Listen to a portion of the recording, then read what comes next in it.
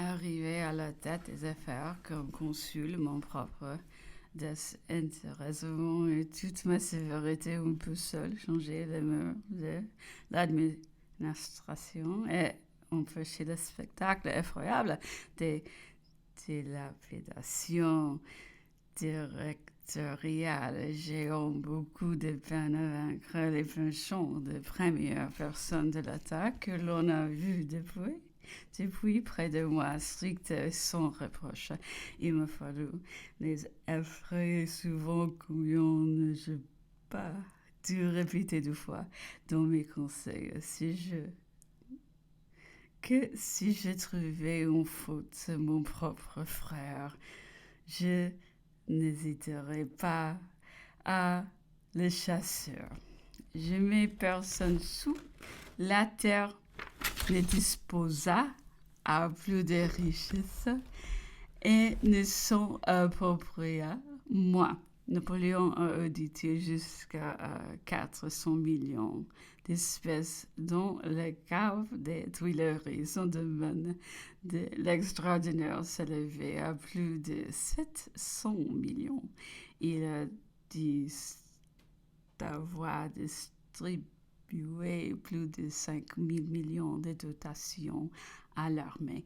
Et chose bien remarquable, celui qui répondit autant de trésors n'eut jamais de propriété particulière. Il avait rassemblé au musée des valeurs qu'on ne saurait estimer, et tu n'eus jamais un tableau, une rareté à lui. Au retour d'Italie, en partant pour l'Égypte, il acquit la maison.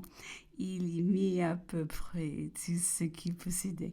Il acheta au nom de sa femme, qui était plus âgée que lui. En lui survivant, il pouvait se trouver ne voir plus rien. Se disait-il lui-même qu'il n'avait jamais eu le goût ni le sentiment de la propriété. Il n'avait jamais eu ni songé à avoir.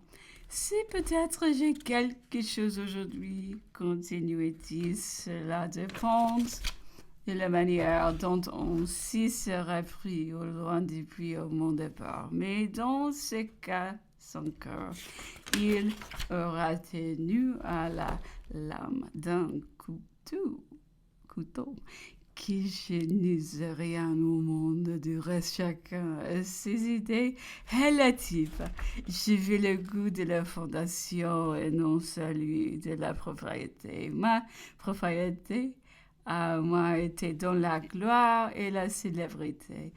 Les Simplons pour le peuple, le Louvre pour les étrangers mettaient en plus à moi une propriété que des domaines privés. J'achetais des diamants à la couronne, je réparais les palais du souverain. Je les encombrais de mobilier et je me surprenais parfois à trouver que les dépenses de Joséphine dans ses serres ou sa galerie étaient en véritable tour pour mon jardin et des plantes ou mon musée de Paris.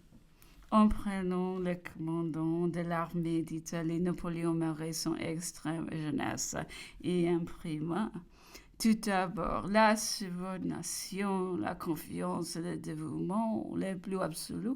Il se jugua l'armée par son génie, bien plus qu'il ne la séduisit par sa popularité. Il était en général très sévère et peu communicatif. Il a constamment dédaigné dans le cœur de sa vie les moyens secondaires qui pouvaient gagner les faveurs de la multitude. Et peut-être même y a-t-il mis une répugnance qui lui a été nuisible. Sa jeunesse, lorsqu'il vint prendre le commandement ou toute autre cause, avait établi un singulier usage à l'armée d'Italie. C'est qu'après chaque bataille, les plus vieux soldats se réunissant en conseil et donnant un nouveau grade à leur jeune général quand celui-ci rentrait au camp. Il y était résolu pour la vieille moustache qu'il salue. Oh. De son nouveau titre, il fut fait caporal à l'audit sergent à Castiglione et là ce surnom de petite caporal restait longtemps à Napoléon parmi les soldats, qui peut dire la chaîne qui unit la plus petite cause au grand événement. Peut-être ce sobriquet a-t-il contribué au prodige de son retour en 1815, lorsqu'il haranguait les premiers bataillons qu'il rencontra avec lesquels il fallut parlementer. Une voix s'écria: Vive notre petite caporal! Nous ne le combattrons jamais. L'administration du directoire et celle du général en chef de l'armée d'Italie semblaient en deux gouvernements tout différents. Le directoire en France mettait à mort les émigrés, mais l'armée d'Italie n'en fit périr aucun. Le directoire fut même jusqu'à écrire à Napoléon lorsqu'il sut Wormser assiégé, dont Mantua, de se rappeler qu'il était émigré. Mais Napoléon, en le faisant prisonnier, s'empressa de rendre à sa vieillesse un hommage des plus touchants. Le directoire employé vis-à-vis du pape les femmes outrageantes. Le général de l'armée d'Italie ne l'appelait que très son père. Elle lui écrivait avec respect. Le directoire voulait renverser le pape. Napoléon le conserva. Le directoire déportait les prêtres et les proscrivait. Napoléon disait à son armée, quand elle les rencontrait, de se rappeler que c'était des Français et leurs frères. Le directoire a voulu exterminer partout jusqu'aux vestiges de l'aristocratie. Napoléon écrivait à la démocratie des jeunes pour blâmer son excès à cet égard et n'hésitait pas à lui demander que si elle voulait conserver son estime, elle devait respecter le statut de Doria et les institutions qui avaient fait sa gloire.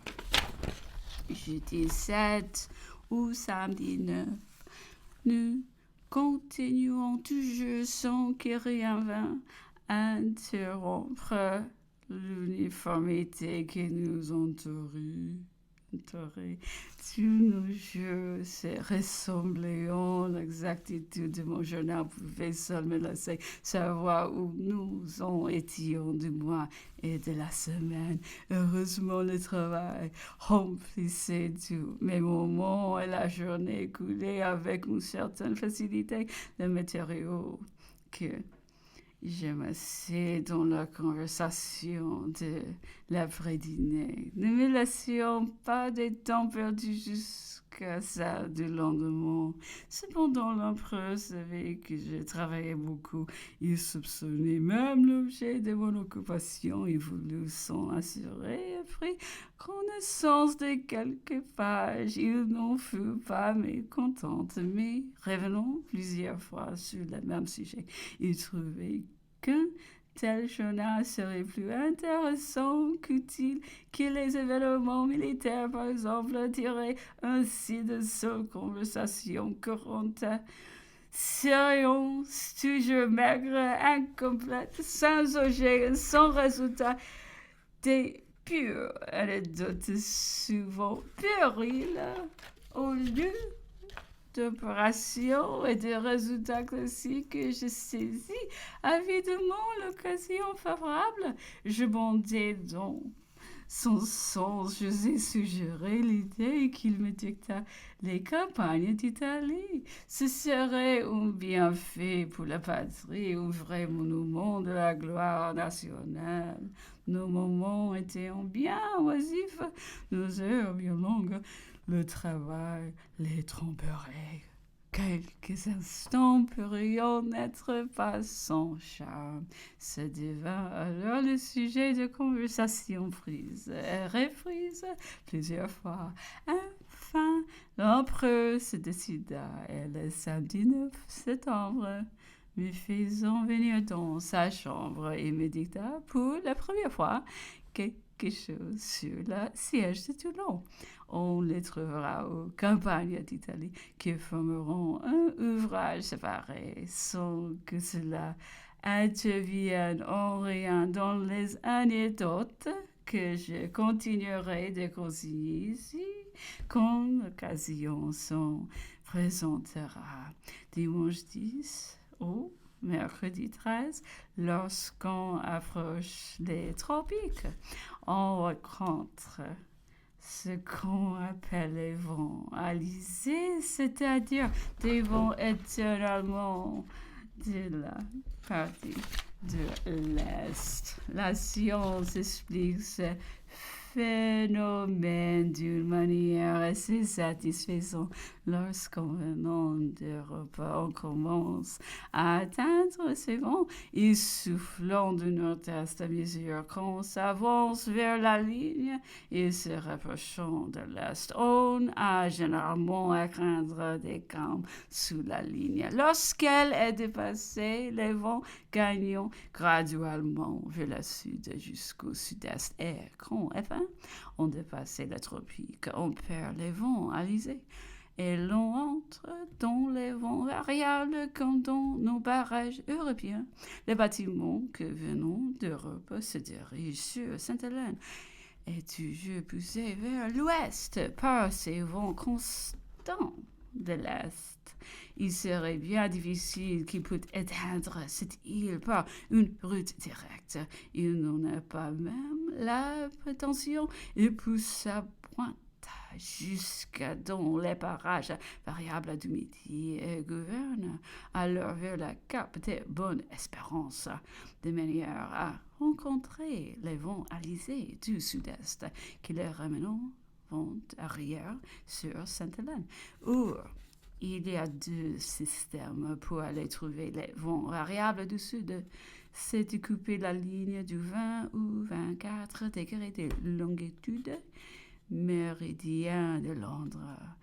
Les parties saines de cette route, disons, quand il est moins exposé au calme de la ligne et que si elle vous présente le désavantage de vous porter souvent jusqu'à la vue du Brésil, elle vous fait alors franchir cet espace en beaucoup moins de temps. L'admiral Cockburn, qui était penché à croire cette route un préjugé et une routine, se décida pour le second système qui consistait à prendre beaucoup plus à l'est et d'après des exemples particuliers qui lui étaient inconnus, chercha à compter la ligne vers le 12 au 13e degré de longitude. Il ne doutait pas, dans sa route vers les vents variables, de passer assez près sous les vents de Sainte-Hélène pour raccourcir de beaucoup de chemins, si même il ne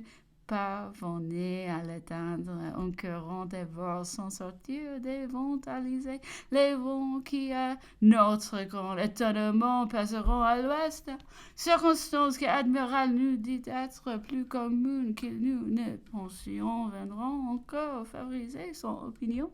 Il abandonna les mauvais marcheurs de son escadre et mesures qui resteront à de l'arrière et ne songeait plus lui-même que gagner sa destination avec le plus de célérité possible. Jeudi 14 ou lundi 18, après les petites ventes et quelques calmes, le 6 nous un orage de pluie très considérable. Il fut la joie de l'équipage. Les chaleurs étaient extrêmement modérées. On peut même dire que, l'exception de moderne, nous avions constamment joui d'une température fort douce, mais l'eau était fort rare à bord, par motif de l'économie économie. On s'empressa de profiter de cet orage pour en recueillir autant qu'on peut. Chaque matelot chercha à s'en faire une petite provision. Le fort de l'orage tomba au moment où l'empereur, après son dîner, venait faire la promenade habituelle sur le pont. Cela ne l'arrêta pas. Seulement, il fit apporter la fameuse redingote grise que les Anglais ne considéreront pas sans un vif intérêt. Le grand maréchal et moi ne quittâmes pas l'empereur. Le rage dura plus d'1 heure dans toute sa force. Quand l'empereur entra, juste toute la peine du monde à me dépouiller de mes vêtements, presque tout ce que je portais se trouva perdu.